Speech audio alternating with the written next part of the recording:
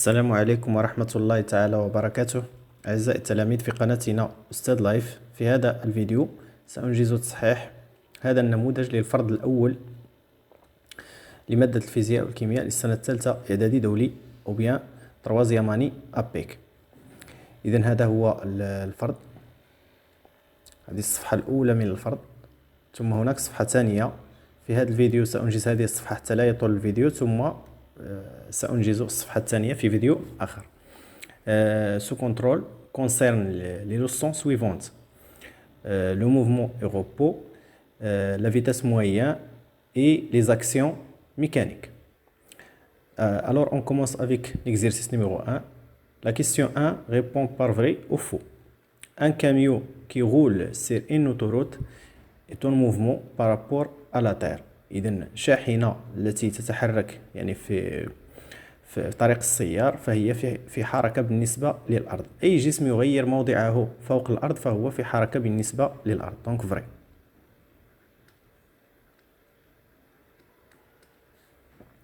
Une action mécanique est toujours de type distance. Donc non, parce que les actions mécaniques sont de deux types. Il y a les actions à distance et les actions de contact.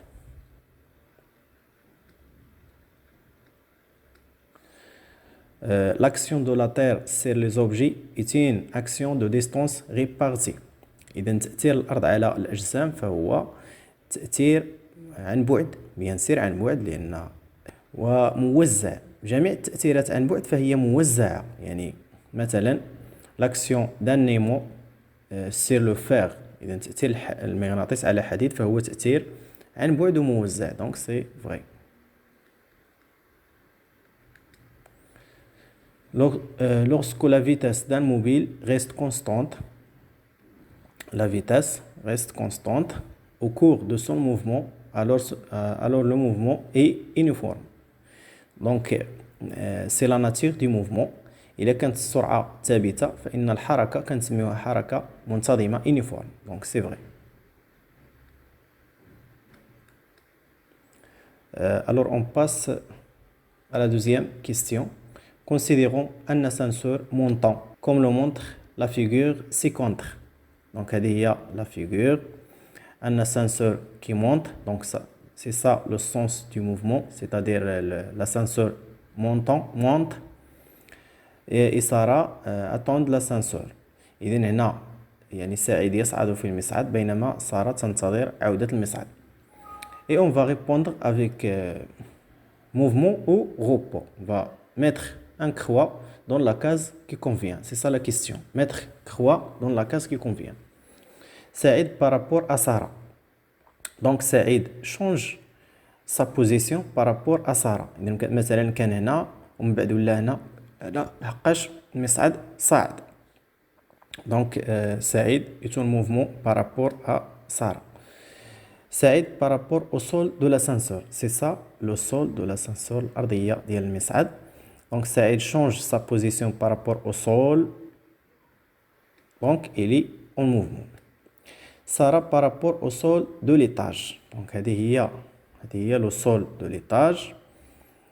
Donc Sarah ne change pas sa position par rapport au sol de l'étage, donc il est au repos. Sarah par rapport à l'ascenseur. Donc vous voyez, l'ascenseur est en mouvement par rapport à Sarah, mais on parle sur Sarah par rapport à l'ascenseur. إذن هنايا l'ascenseur هو في حركة بالنسبة لسارة، ولكن حنا كنتكلموا في هذا السؤال على سارة بالنسبة للاسانسور. باردون. هذه القضية هي نفسها ملي كتكون ماشي في شي سيارة، انت بالنسبة للأشجار. إذن انت في السيارة بالنسبة للأشجار فأنت في حركة. دابا غادي نتكلموا على الشجرة بالنسبة ليك انت اللي في السيارة. انت ملي كتشوف ديك الشجرة كتفوت وكأنها كتجري. هنا يعني كيظهر لك بأنها اون موفمون. سي بور سولا اون ابيل سو موفمون لا موفمون ابارون. يعني كنسميوها حركة ظاهرية، موفمون ابارون. هادشي اللي كاين حتى بالنسبة للشمس والأرض. الحقيقة الأرض تدور حول الشمس، ولكن ماذا نرى أن الشمس تدور حول الأرض. كنسميوها موفمون ابارون. عقلوا عليها. Alors on passe à la question numéro 3. Déduire la nature du mouvement, translation ou rotation. Donc, non, c'est le type. Pardon, non, c'est le type.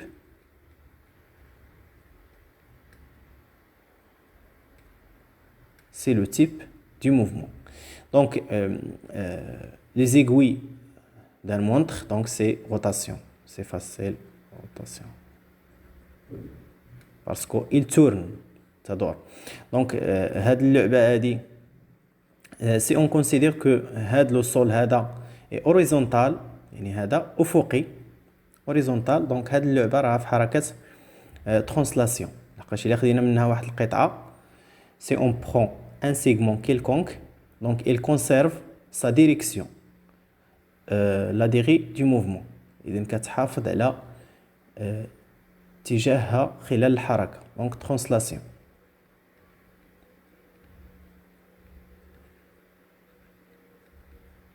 إذا بحال هاد الأشكال اللي ربما فيها تأويل, ممكن تسول الأستاذ ديالك في الحصة ديال الفرد, تقول له شنو هنايا ما باليش, يعني واش هاد الأرض مثلا أفقية, واش يعني باش تعرف كيفاش غادي تجاوب. كاين مشكل كذلك حتى في هاد المسألة هذه هنايا, هذه لا غروند رو, هذه عجلة أو مدورة الألعاب. إذن الناس السؤال واش على هاد العجلة الكبيرة اللي كتدور, فغادي نعتبروا راه روتاسيون,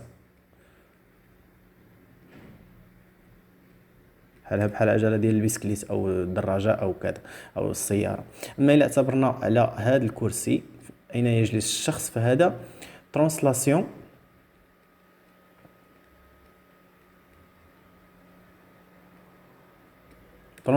سيركولار.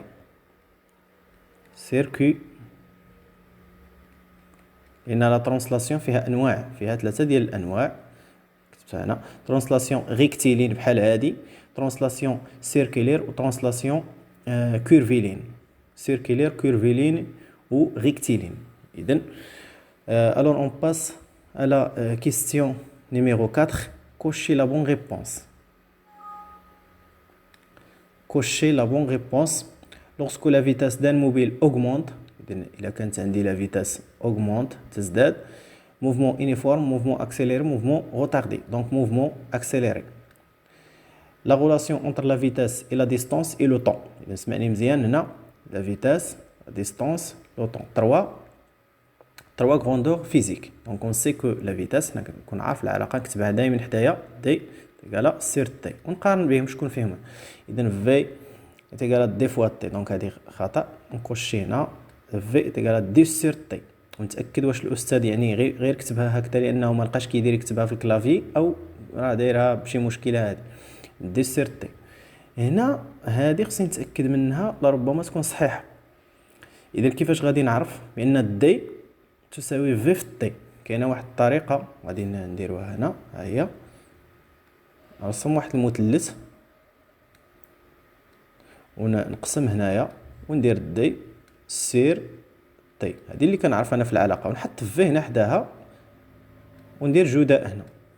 اذا الا بغيت في كنشطب عليها او نحط عليها يدي او كذا, شنو كيبان لي؟ كيبان لي دي, وهذه راه قسمه سير تي. الا بغيت تي نشطب عليها, شنو كيبان لي؟ دي سير في. والا بغيت دي نشطب عليها او نحط عليها الايدي, شنو كتبان لي؟ في فوا تي. اذا دي غادي نجي هنا ونكتبها كتساوي في فوا طي. اذا نقارنها مع هذه العلاقه, اذا صحيحه. دونك نكوشي حتى هنا, هذا فخ, هذا نقدر ما ننتبهلوش في الامتحان وفي الفرض ونضيع عليا النقطه. اذا ضروري نتاكد من كل وحده فيهم واش صحيحه, ونطبق هذه الطريقه هذه. بطبيعه الحال لما حفظتش العلاقه, المهم وحده فيهم خصني نحفظ ضروري, هذه نحفظها. كاينه عده طرق باش نخرج. كاين جداء الوسطين يساوي جداء الطرفين. كاين يعني ندير المقلوب ديال هذه هي تي على دي, المقلوب ديالها هنا هو 1 على في الى اخره. المهم ممكن فقط الا فهمت تطبق غير هذه راه كافيه. alors on a terminé l'exercice numéro 1. On passe au exercice numéro 2. Le mouvement d'un escargot halazone sur une table horizontale a donné l'enregistrement suivant. اذا الحركه ديال واحد الحلزون في واحد الطاوله يعني افقيه عطاتنا هذا التسجيل هذا. يعني نتوما كتعرفوا طريقه التسجيل اننا كناخذوا صور للجسم المتحرك خلال نفس المده الزمنيه اللي هي طو تيغالا 2 سكوند هنا في هذا التمرين، ولكن تقدر هاد الطو تكون مبدله في تمرين واحد اخر. on donne l'intervalle de temps séparant deux enregistrements successifs، يعني تسجيلين متتابعين اللي هو طو تيغالا 2 سكوند. بمعنى الحلزون كان هنا A0 بعد يعني انتقل A1 في A1 صورنا هاد المده باش قطع هاد المسافه هي 2 سكوند. المده باش قطع هاد المسافه كذلك هي 2 سكوند وهي ماشيه.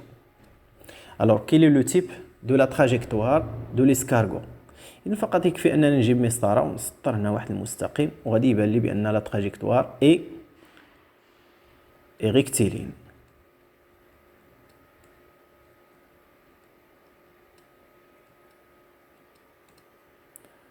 مستقيمي.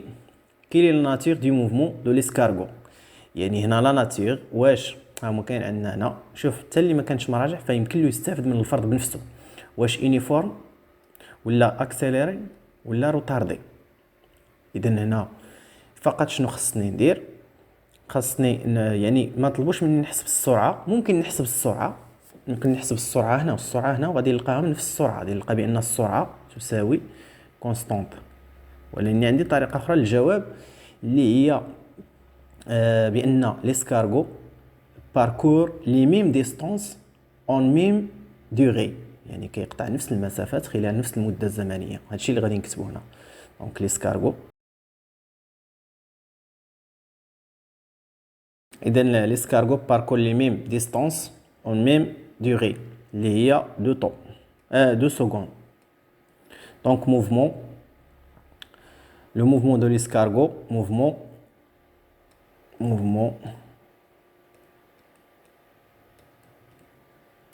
uniforme.